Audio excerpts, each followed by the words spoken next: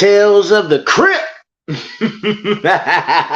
Encrypting the decryptions of the codes above your head that hit your dendrites and give you thoughts and make you enact through energetic frequencies we call spirits, consciousness, invisible cloak, matrix, mechanism, metaphysics, supernatural.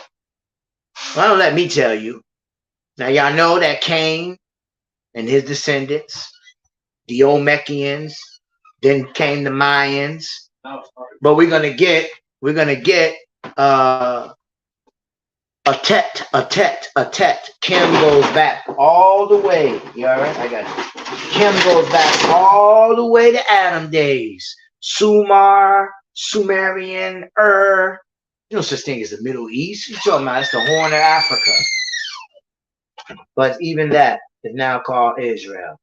Different stages, modern stages through ages. Let's get right into it, shall we?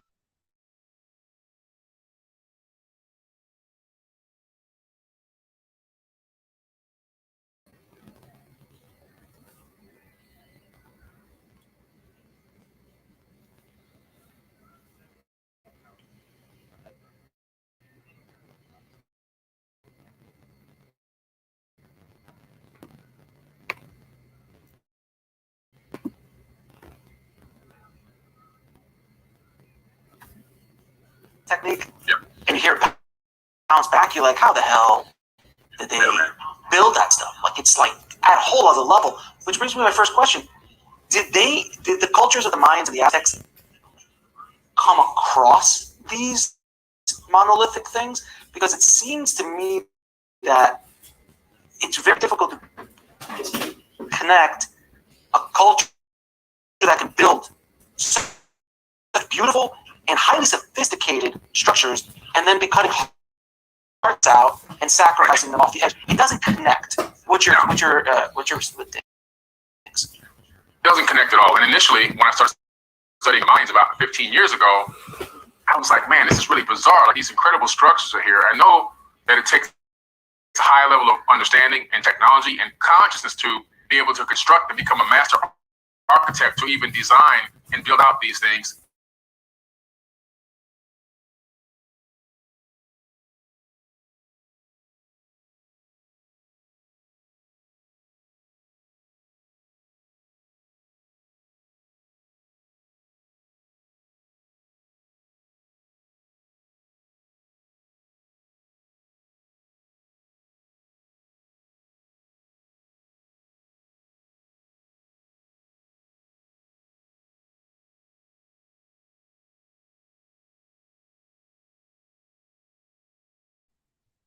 All right, hold on.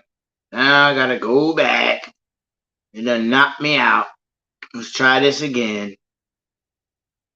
Welcome. Remember now, we've been talking about Cain, descendants. We're talking about the Sumerians, the Rytans. Of course, knocked me out. We'll wait for it to come back in. We'll kick back where we left off. I don't want to make this into a preach and teaching. I want to educate and just breathe and just be and hear other people as they speak the truth that they try to keep hidden from us, you know? Even now in the time and the days that we're living in, where that is not affecting us anymore. All right, here we go. I'm going to be on mute for a little while because I'm on two different devices and I don't want to screech your ears out. It does that.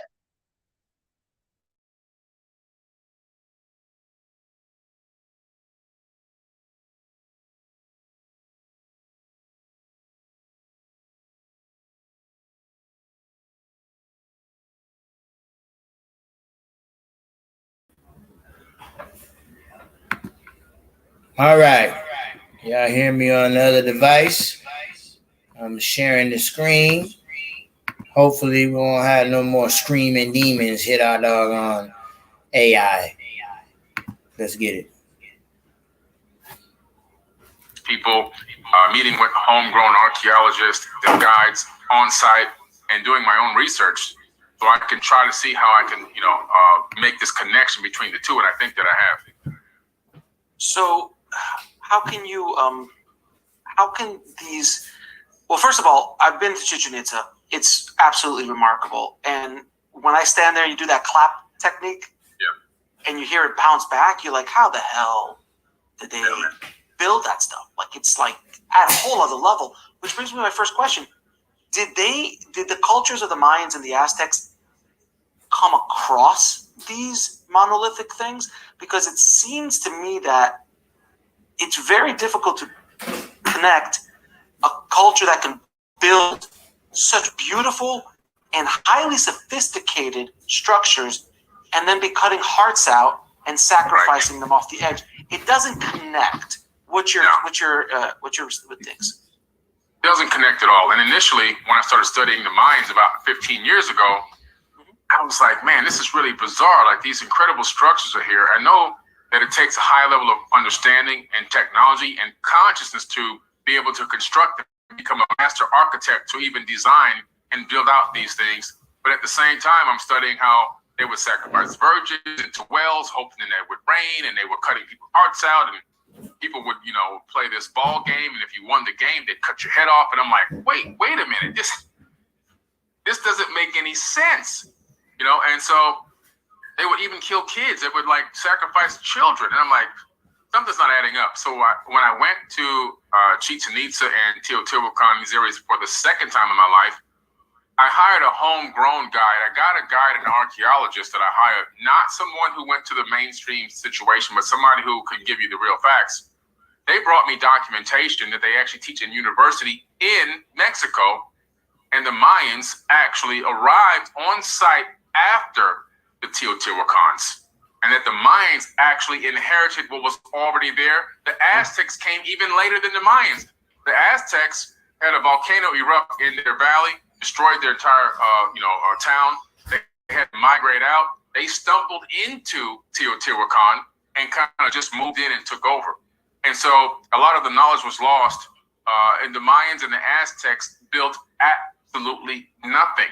Not to take away anything from them. They were still a great culture, but they inherited what was already there. When I then backtrack the information to the Sumerian tablets, where you find out that Thoth the Atlantean, who was ruling over the land of Chem, which is now called Egypt, he began to have some arguments and fights with his brother, Amun-Ra, and their father, Enki, said to Thoth, go to the other side, go to Mesoamerica and take some Olmecs with you. He took some Olmecs with him from Africa to Mesoamerica, and he and those Olmecs kickstarted and created the whole Teotihuacan civilization, where over there he became known as several people: Quetzalcoatl, Kukulkan, Lord Pakal, and so forth and so on. But it's really all the same person, the same being. Viracocha, he's also known as Viracocha in different parts of Mesoamerica, but it's the same exact person, the feathered serpent. And him and the Olmecs kickstarted and built that entire civilization, which then, at some point, they just disappeared or left, and then the Mayans came in and inherited what was there already. You said the Olmecs. They are considered the original, mysterious kind of people that were there prior to the Incas, the Mayans, yes, the Aztecs, the Olmecs. Who were the Olmecs? According to the Emerald Tablets of Thoth, the Olmecs were these Africans that left and came across with, they were stonemasons that came across with Thoth. He's also known as Dehudi or Jehudi in Africa. They came here with him long before the Mayans even arrived, long before Christopher Columbus, accidentally landed on a Caribbean island. And so these people were here so long ago. There's even records of them doing trade back and forth between here and Africa with the indigenous peoples that were here too. So there, and then it was even cross-mating and cross-breeding. So they actually merged with some of the people that were here as well. So it's pretty interesting. There's a book, I believe it's called Before Columbus, and it has a big Olmec head on it, and you can research that. It has a lot of great sources to document and prove that this culture had arrived here hundreds of years before the Mayans even, existed. When did they actually show up? What the timeline was? The timeline from here now would be for us roughly about 6,000 to 7,000 years ago. That's when the Olmecs showed up.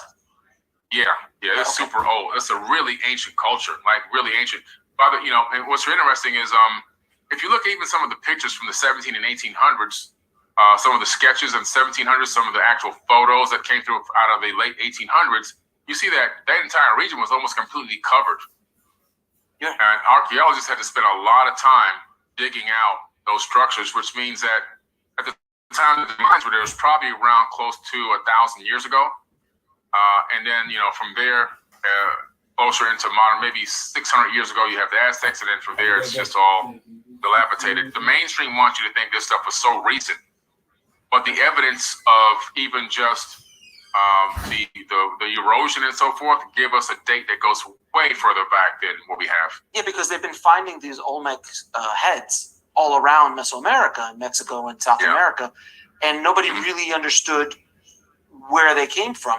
The masonry in some of the stuff, I mean, it's just at a whole other level of how they're constructing it. I mean, you look at some of these megalith structures and the way that the rocks kind of connect. They're like curved, and they like. I was watching a documentary the other day about it, and they're like, yeah, they ground rock here and there. I'm like, are you absolutely? Do you know what?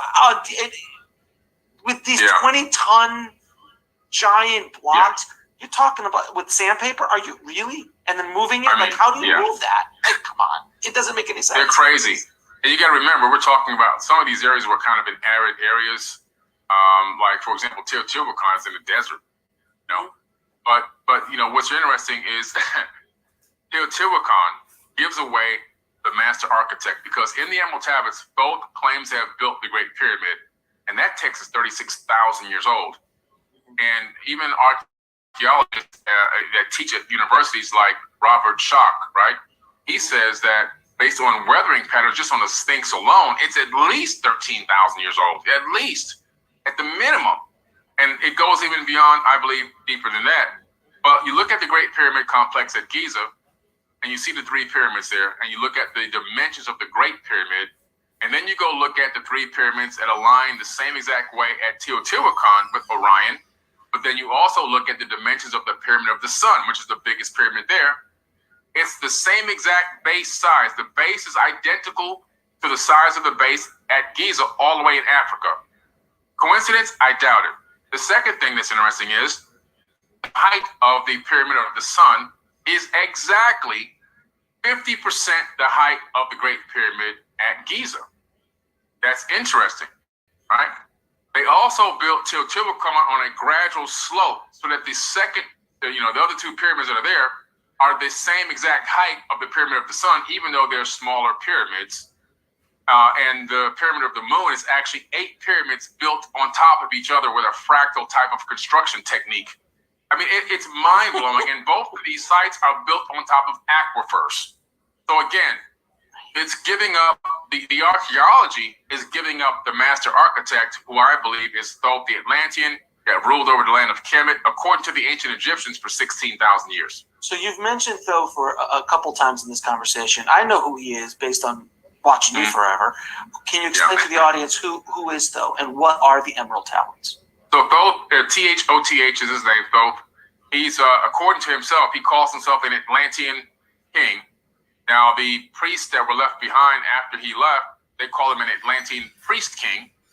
The ancient Egyptians, call him a king or a god. He ruled over them for 16,000 years. We're talking about a very, very long time ago. We're talking about 54,000 BC. This is ancient, pre-dynastic era, obviously. Mm-hmm. This gentleman claims to have built the Great Pyramid. But what's interesting is his Emerald Tablets, which are a text that he authored himself. He didn't have a scribe that authored these texts. Usually these gods or these kings or these really important people would have a scribe etching what they're speaking.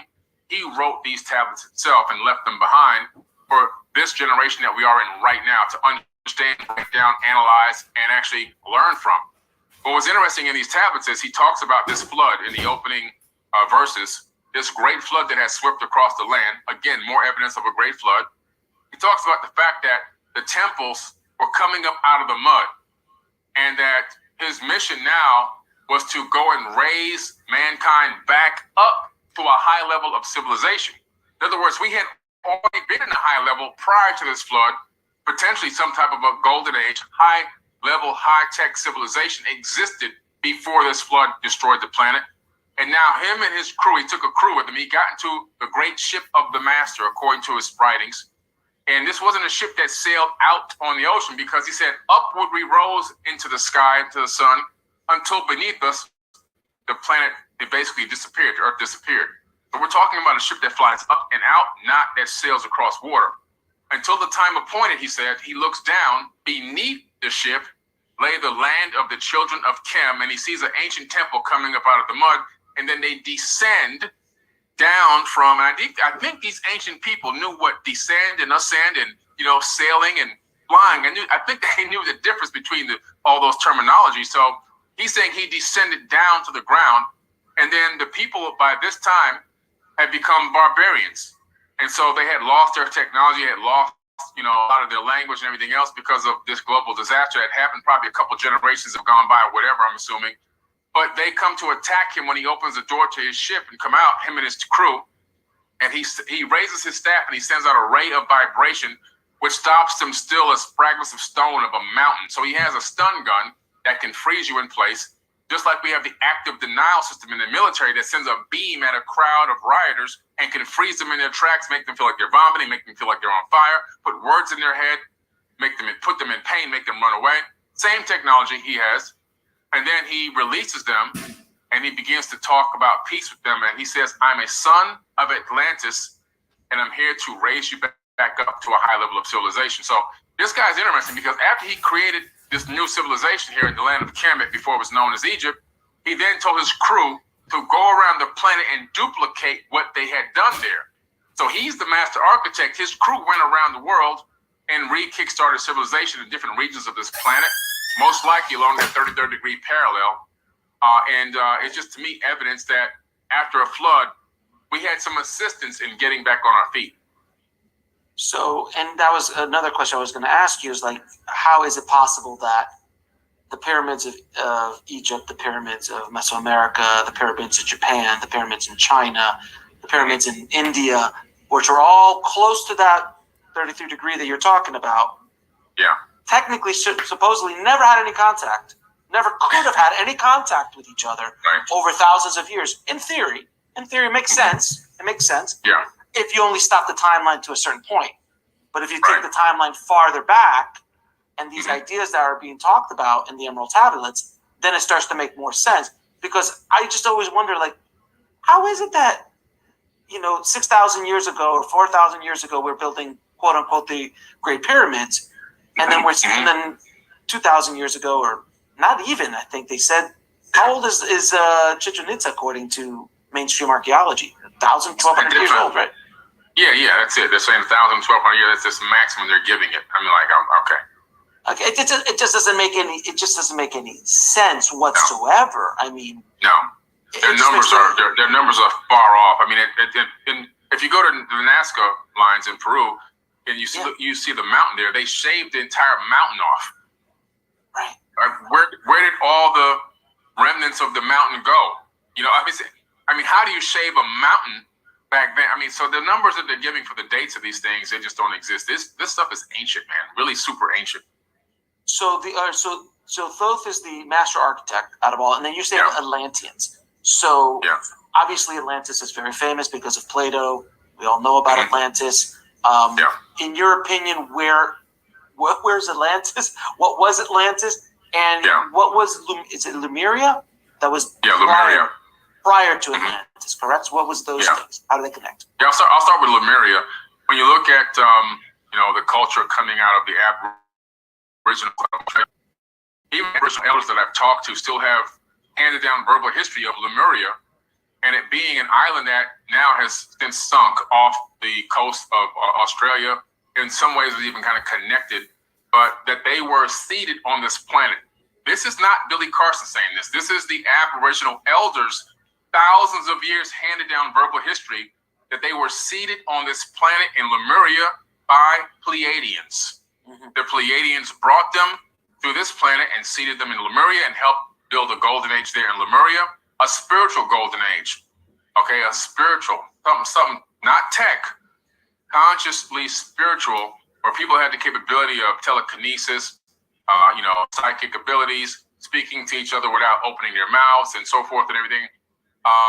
And navigation through, the geomagnetic fields, using the magnetite crystals in their brain and everything else. At some point, there's a corruption that happened and that island did sink, but the Aboriginals sustained on Australia, which are still there till this very day. And there's still even remnants of these Pleiadian hieroglyphs, which I've seen with my own eyes in Australia when I went there a few years ago, out in the outback. I went for a walkabout in the outback with some Aboriginals. We went out and we saw these glyphs. And to date, nobody in the world has been able to decipher these hieroglyphs, but they have been dated 5,000 years old based on the patina inside the carvings of the glyphs. You can date that organic material. They're 5,000 years old.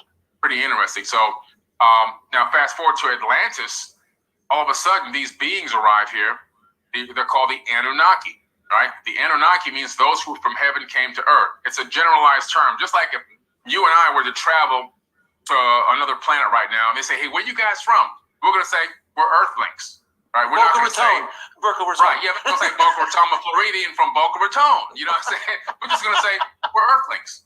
Right. So Anunnaki is a generalized term for people who don't understand or know what that term means. And that name has been used in the Enuma Elish, in the Seven Tablets of Creation, the Atrahasis epic, the Bible they call the Anak. It says, we were as grasshoppers in their eyesight.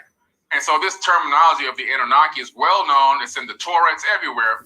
It's a well-known name. It's not a fabricated or made-up name by Zechariah Sitchin. It's actually a real name in ancient texts that you can actually find if you look for it. And so, but they created a civilization. Now, the civilization that the Anunnaki built is called the Atlantean civilization. Now, Atlantis, according to Plato, right, and what he described it as, seems to have been this giant ring city, which would have been in the Atlantic Ocean, Atlantis, Atlantic. And there's remnants of cities sunken in the Atlantic Ocean. We know this now just by basic oceanography. However, that ring city that was described was just one capital on Earth. One capital of many capitals, probably one of the most beautiful capital cities that existed on Earth, that ring city in the Atlantic Ocean, but not the only capital. There were people ruling in regions all over the planet, and Atlantis was just, this ring city of Atlantis was just one. There was, at a time, there was a war that went on, disagreements happened, the Golden Age began to fall, and these beings, these advanced beings, started going to war against each other for control and domination of humans and resources on this planet and other planets as well in our solar system, one of them being the moon and Mars, and they actually had a battle. So this battle is also well recorded in Sumerian tablets tales. They had these wars that went on, and these wars extended from Earth to the moon all the way to Mars. Hence why Mars is called the god of war. And this remnants and evidence of weapons-grade xenon in the atmosphere on Mars from the Mars Global Surveyor and in the soil from the actual science kits on the rovers. We know that there's weapons-grade xenon. Weapons-grade what? That's remnants of nuclear warfare that happened. So at some point in the ancient past, these beings went to these WMDs, and they went to war against each other, destroying each other or attempting to destroy each other. But Atlantis was not just a ring city; it was a interplanetary civilization. And no matter where you are on Earth, we're all standing or sitting on top of Atlantis at this exact moment. It's absolutely fascinating. And this war that you're talking about is very clearly stated in the Bhagavad Gita and in the Vedic texts. I mean, literal specifics of, not space, but like aerial crafts, wars going off, nuclear, some sort of explosion. It's been talked about. It's highly detailed. They even tell you what the name of the weapons are. The names of the Brahmahanda. They have the Brahmahanda weapon. They have these weapons that once they're released, you can't even stop it. There's no way to deactivate it. They have this one weapon that can destroy any man on 3 worlds. They had a weapon that can even destroy a planet. I mean, these guys weren't sitting around 10,000 years ago and going, let's make a sci-fi movie, like Star Trek or Star Wars. They said, we got nothing to do today, so we're going to write a sci-fi movie, and we're going to spend countless hours, etching this stuff into stone tablets. And, it just didn't happen. They recorded what happened, I believe, and it's probably the closest to the truth we're going to get. There's always his story, but I think we're getting as close as we can possibly get in the Mahabharata, the Bhagavad Gita, the Indian Vedas. They talk about the Vimanas, the ships that used to fly, right? And they had the Merkabas. Yeah. Yeah. We'll cut it right there. Just want to let you know how real it is. YouTube. I'm BC. It is right, BC. The Advent Brew. Holy Ghost power, Christ tip, and a medium-sized clip. Enjoy your